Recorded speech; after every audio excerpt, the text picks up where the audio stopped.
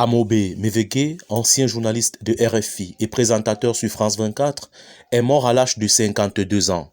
Le dealer d'ondes positives, comme il aimait à se présenter lui-même, connu pour sa gentillesse, homme de culture, passionné de musique.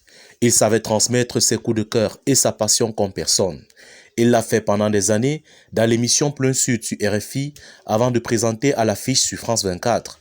Amobe Mevege était un homme d'une grande culture, notamment musicale.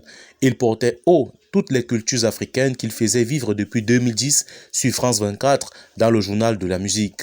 Originaire du Cameroun, il avait grandi en France et se disait citoyen d'Afrique.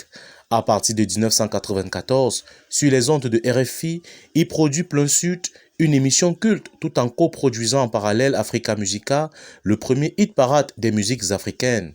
Les téléspectateurs de TV5 le connaissent bien également. Il avait reçu sur son plateau les plus grands noms de la musique internationale. Amobe Mevege était avant tout un homme de conviction, producteur audiovisuel depuis plus de 20 ans. Il avait fondé la chaîne Ubiz News TV, accessible dans 40 pays d'Afrique, une plateforme multimédia. Sa passion était née au milieu des années 1980.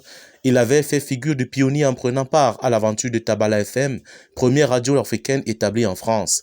En 1998, sur MCM Africa, il invente avec Myriam Serrat le premier talk show quotidien de la diversité.